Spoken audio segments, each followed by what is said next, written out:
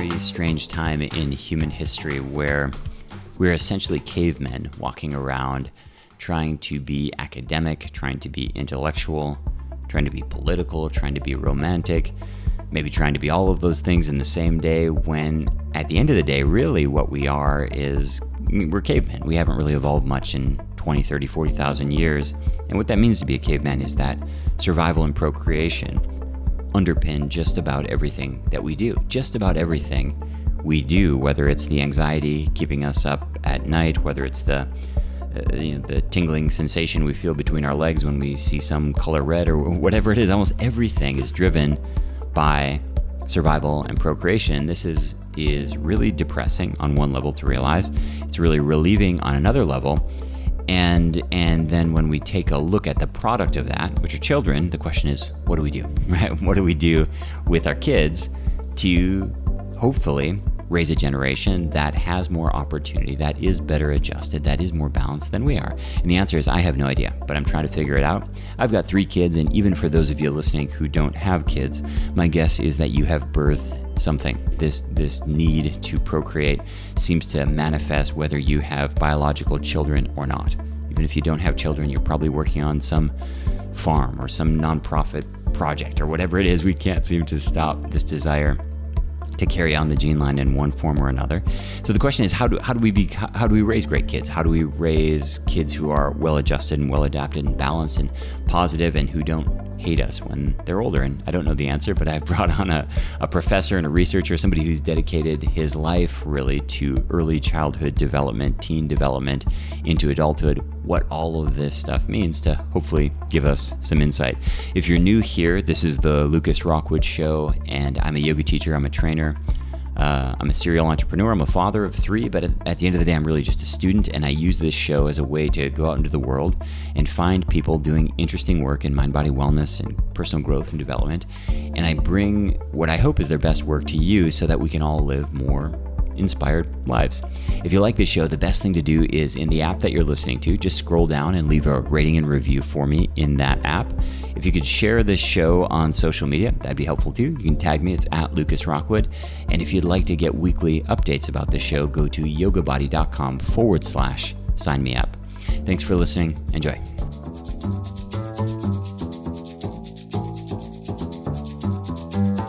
So hello and welcome, everyone. Today's show is called The Children of the Future. I am joined here with Jay Belsky. Professor Jay Belsky is an expert in child development, family studies. He specializes in daycare, parent-child relationships during infancy, early childhood years, and also the transition into parenthood. He's the author of more than 300 scientific articles and chapters and books, including the National Evaluation of Sure Start.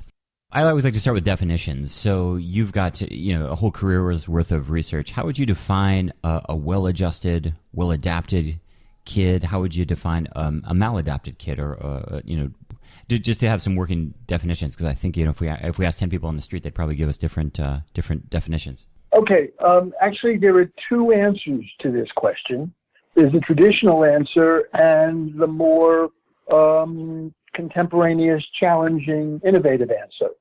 The first answer, the traditional answer, is that a kid who is, emotionally secure, can manage his emotions without going to extremes, behaves in appropriate ways relative to the situation, so gets mad when it seems appropriate to most of us, and doesn't when it doesn't seem appropriate, who is curious, who's achievement striving, who gets along well with others, can establish and maintain friendships, can deal with challenges without falling apart.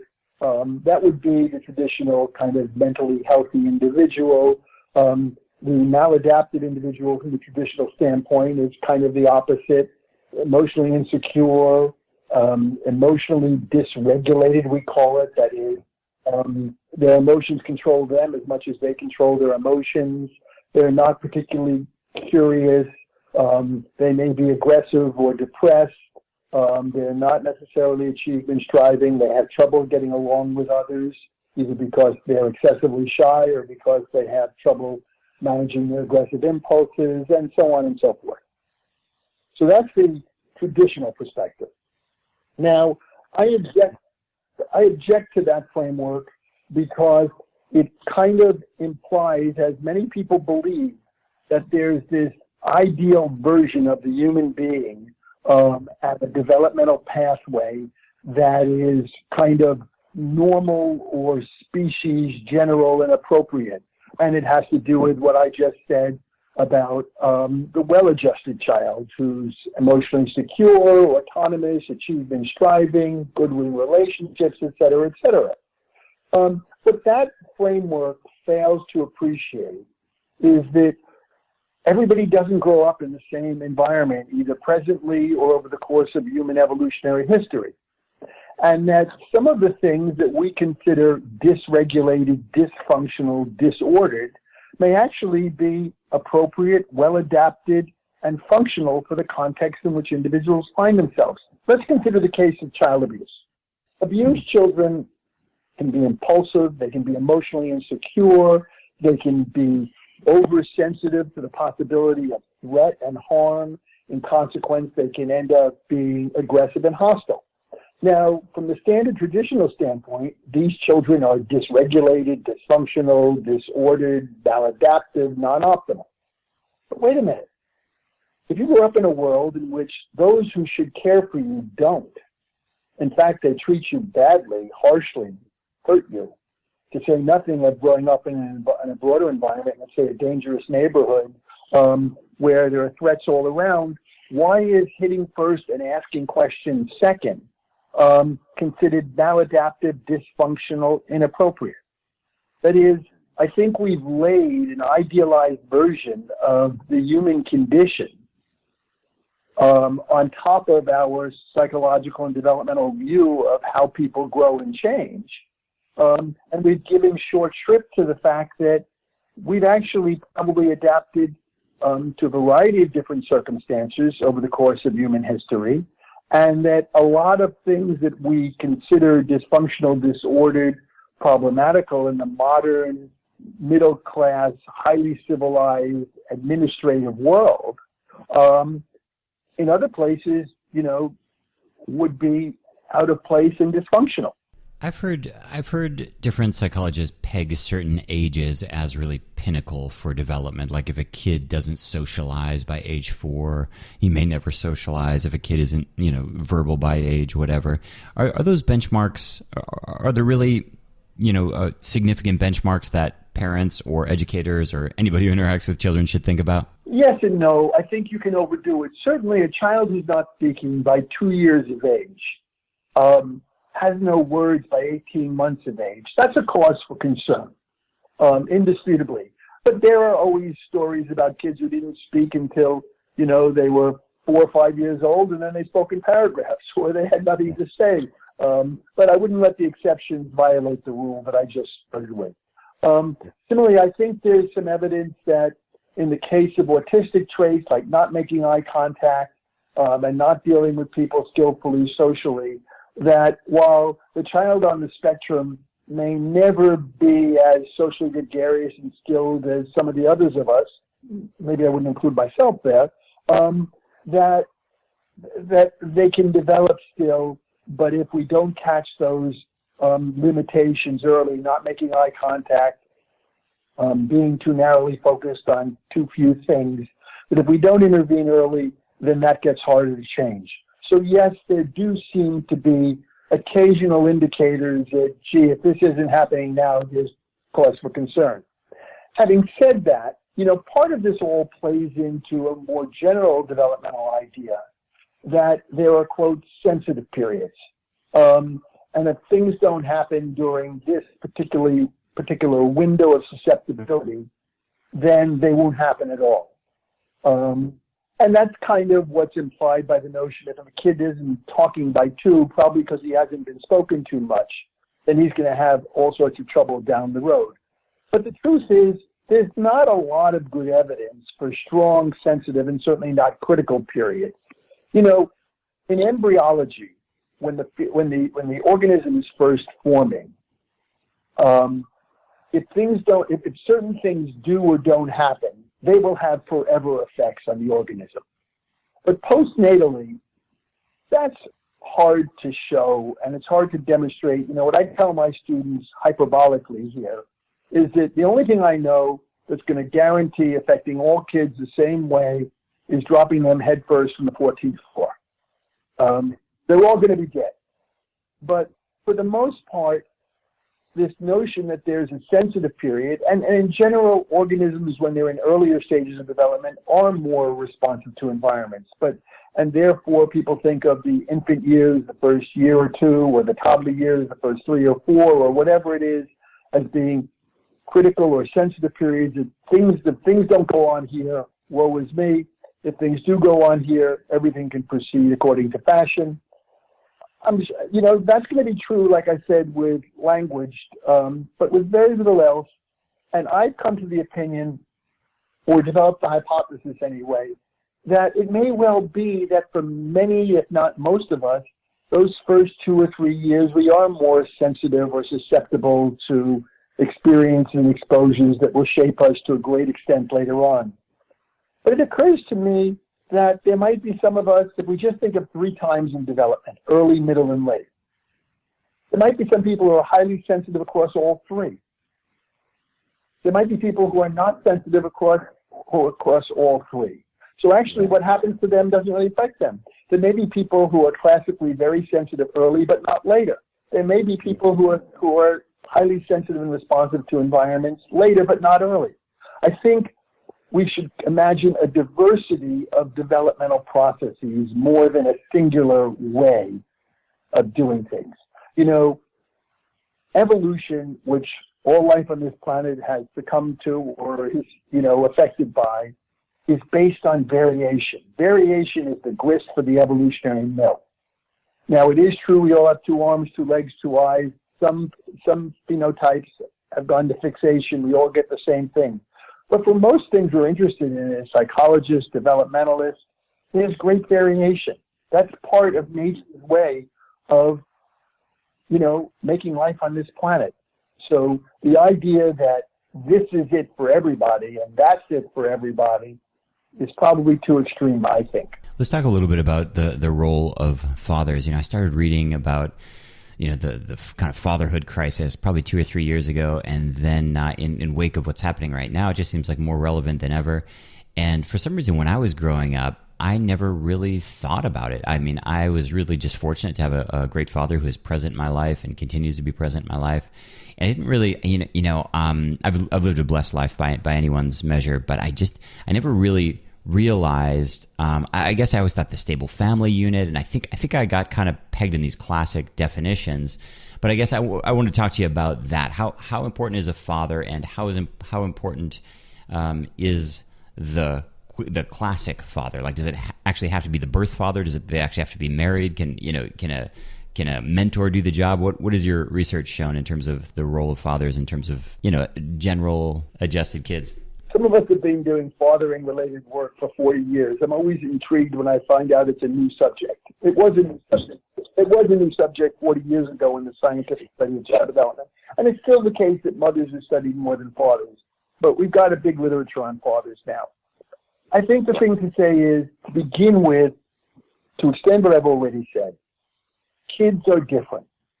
Kids are different in the degree to which they're susceptible to experiences and exposures. Some are highly affected, for better and for worse, depending on what they're exposed to. Others, it's more like water off a duck's back. So these glib generalizations, everybody needs a father, everybody needs a mother, everybody this or that, are statements of probability. In general, that's true, but there's plenty of, again, variation, difference. Now, in terms of fathers, I actually think fathers are kind of mysterious, because 80% of what looks like kids benefit from fathers is them just showing up, them just being there, them just, not being absent, and of course not being, and that applies except that they're hostile, nasty, drug addicted, or seriously problematical. Then there's evidence to suggest that fathers are in nobody's developmental best interest. So I think what we'd say about fathers are different than mothers. They see children typically different than mothers. for interesting evolutionary reasons, which I probably won't go into right now unless you want to go there. But so I think so. So what matters is the father there in the house, in the family? My observations have taught me that there are two kinds of fathers. Or actually, there are three kinds of fathers. There are the fathers who are gone, forgotten, absent. Okay? Typically, unless he's a seriously problematical guy, there's a loss there for the child. Then there are the fathers who sound like your father, who were always there. They were home. They were involved. They may not have been involved as much as the mother. They may have not been involved until they were older. They may not have been highly involved except with certain activities, in contrast to a mother's activities, but they're really in the family. But then there are those fathers who are physically in the family, but psychologically barely there. When we used to go to work and come home from work, they'd be on their phones. They'd be looking at the newspaper. They'd be watching TV. They'd be going to golf if they had the money and the inclination on weekends, or they'd be going out to the bar, or they'd go hunting with their mates or something like that. In other words, you can be there richly, you can be there poorly, and you can be there not at all. I don't think the evidence is as strong as you might like it, but I think there's a gradient of benefit there for those kids who are susceptible. That they're best off with that involved father, sounds like yours. They're better off with that father who at least is there, even if he's not highly involved, than if he's totally absent, provided that he's not a disturbed person who's angry all the time, drunk all the time, depressed all the time, anxious all the time kind of thing. I got led down this rabbit hole because I read some research, and of course statistics, whatever, it can happen anyway, but I read some statistical of some prison.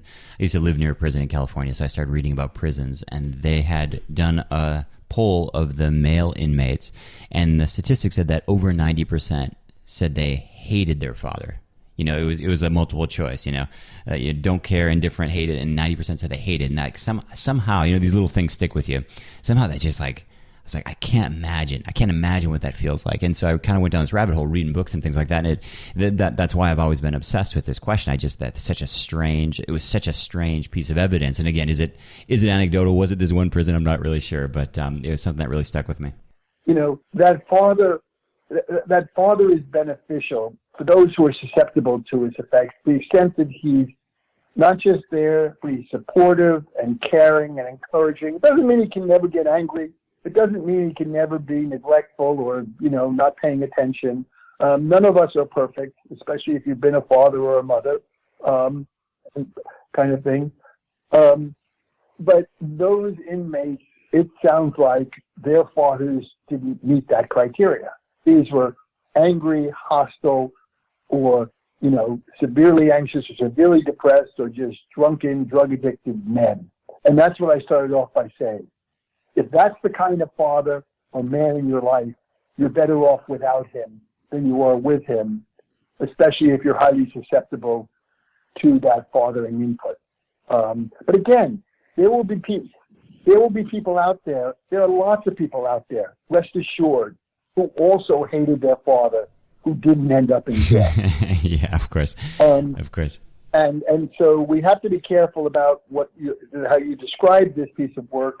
It's a looking backwards, where when you look backwards, you never can find those fathers who are equally nasty, but their kids did fine. And that will be true. And that's not an endorsement for equally nasty fathers. It's just, the lay of the land. Jay, there's just something I've never been able to wrap my head around. So it seems like it's nothing to do with culture. It seems like it has nothing to do with nationality. It just seems like it has to do with our species. But why? So men seem to have an ability to abandon their family, and women don't. And this is why I think the whole importance of fathers comes up, because it's just assumed that the mother will be there. Like maybe she's not even biologically capable of leaving. I mean, of course, there's anomalous cases, but can you talk a little bit about that? Yes. There are men that abandon their family. They walk away. They don't come back. There are successful movie stars and celebrities and sports figures who have left their kids totally gone. Where does that come from? It's a good question, and it has a very crisp and clear answer. It may not apply to every single case. I'm sure it doesn't. And nothing I'm about to say says any of this is explicitly conscious, although some of it might be. But here's the fundamental difference that goes underappreciated by most people when it comes to talking about children, families, parenting, and even society. That there's a fundamental biological and evolutionary difference between males and females. And let me precede this by starting that for all living things, there's one goal in life. All living things. In fact, it defines life. It's the passing on of genes to the next generation.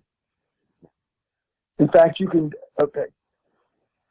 And so now let's think of men and women from that standpoint.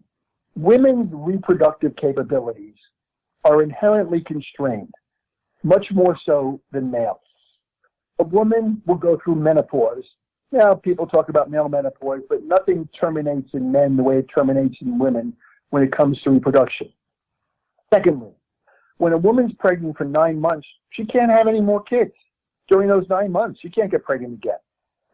Thirdly, in natural populations, Aboriginal people, hunter-gatherers, early man, babies needed to be breastfed for 2 to 4 years, which reduces possibility of getting pregnant yet again.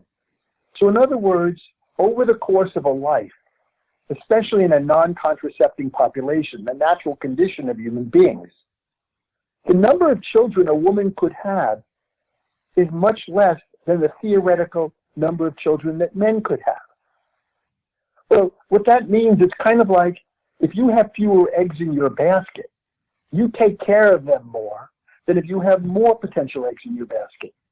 And in fact, it goes like this, that if a man can't bring to that woman and to that family, and thereby to those children, resources, psychological, economic, educational, whatever, to enhance the life prospects of the child or children, then he becomes a cost center rather than a contributor.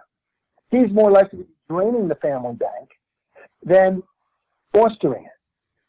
And in fact, at that point, it makes psychological, biological, and evolutionary sense for the man to go from a parenting focus to a mating focus. That if I can't help my kids, then I'm better off having more kids poorly cared for than fewer kids poorly cared for. And in fact, there's a strong evolutionary argument that this has been one of the problems with social welfare states, where and I don't mean to be arguing against this as so much as illuminating its consequences, unintended as they are. That when the state is providing resources to women to raise their children, well, all of a sudden, do I really need this guy? Is he more of a cost than a gain? And in fact, many years ago in the United States, there was an income maintenance study run. And people are talking about doing this again, not so much an experiment, but as a policy, in which poor women were randomized to either get guaranteed income or not. The women who got guaranteed income were more likely to leave, divorce, or separate from their husbands. And when that result came out, they ended the experiment because that was a consequence they didn't want. But from an evolutionary standpoint, all of a sudden, I can make life go better for my children without him than with him. If I don't have that income, then whatever little he may dribble in, I need. So there's a trade-off here, a cost-benefit. So for women to abandon their children, and women do, mostly in the form historically of infanticide, killing newborn babies. Because in that case, if I can't care for them well, let me wait and I'll have another one later maybe when I can.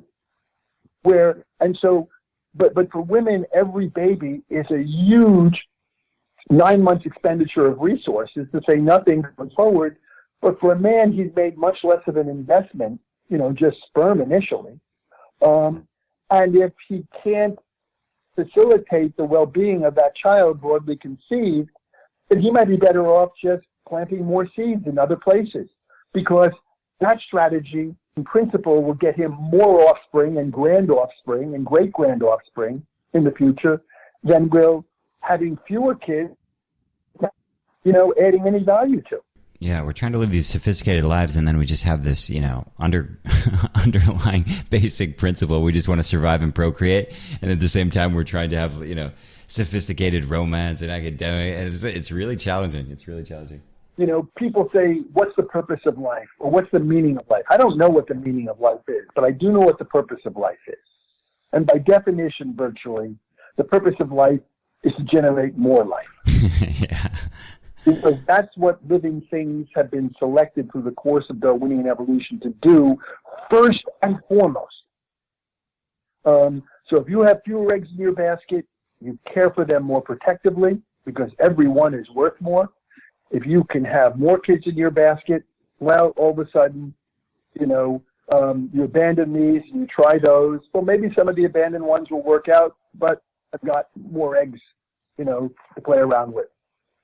My batting average may not be good, but I'm swinging the bat a lot more.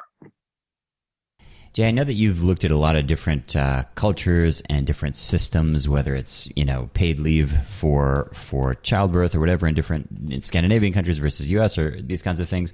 Is there any country that you feel like they're just doing it better than we are in the U.S.? Like, is there some country where you just feel like, I think we should learn from them, or is there some culture past or in the past who you feel like has done it better, or is it all just a big complicated mix mash with a lot of variables? If you have one eye, you have one ear, those two don't work well, and your intelligence is 95 below average, the answer to that question is crystal clear. There are plenty of countries that are doing much better than the United States when it comes to children's well-being.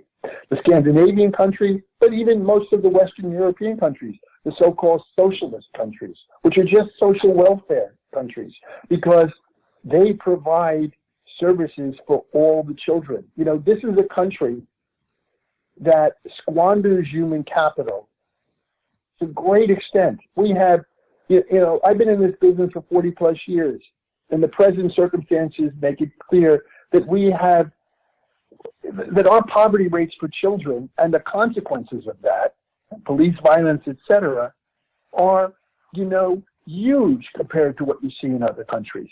I mean, not compared to a place like Brazil, or not compared to a place, like Egypt or something like that, but virtually every Western modern society teaches lessons about how to care for children well, and what it takes to, have them healthier, have them more achievement striving, have them more accomplished. In this country, we play a high-risk, high-payoff game.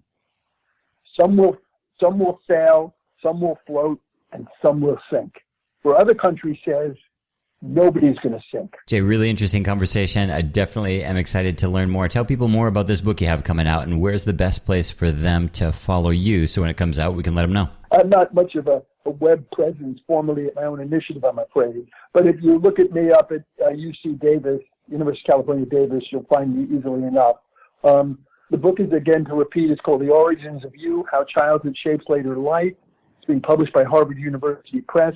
It'll come out in August. It's already on Amazon. You can pre-order it. And it's about 3 different large studies that have followed children either from birth or 3 or 5 years of age forward in New Zealand, in the UK, and in the USA, looking at a variety of topics about how childhood shapes us. And those topics range from, does your early temperament at age 3 forecast who you're going to be in adulthood? Is ADHD in childhood predict ADHD in adulthood? Why are some boys troubled in adolescence? Why are some girls troubled in adolescence?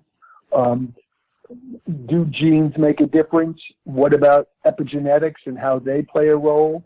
How does adversity early in life affect later life health and physical well-being? So that it's a broad swath of topics that should be of interest to lots of people who are interested in children, families, parents, development, and most important, I would say, is the underlying theme of all this is how we should be thinking about development, some of which I've articulated already in this conversation, how we go about illuminating how development operates. Sounds great. I'm excited to read the book, Jay. What we'll do is we'll link up in the show notes to the Amazon page so people can find it for sure. And again, I really appreciate your time, and I hope to connect again after the book's release. Chronic lower back pain is estimated to affect as much as 80% of the population at some point in your life. It might happen when you're 25 and snowboarding. It might happen when you're 75 and just retiring from a career. But when back pain strikes, it can be really debilitating. There's lots of different things you can and should do to work on your spine strength and flexibility and balance. The fourth element that doesn't get talked about enough is traction. And traction is the practice of creating literally more space between your vertebrae. You can do this by lying flat, not so practical. You can do this by hanging upside down, like on old school inversion tables or gravity boots. And we've been doing it recently, well, for the past 10, 11 years, using the yoga trapeze. You hang from your hips and you hang upside down. And it's been so successful, so popular that we have yoga trapeze teachers now in 38 or 39 different countries. We have yoga trapeze students in even more countries, 43 countries or something like that. And we are training teachers actively to work with students all around the world. You can teach private one-on-one, you can teach in gyms and fitness centers. A lot of our trainers now work virtually. They work via Zoom to help clients specifically with their spine.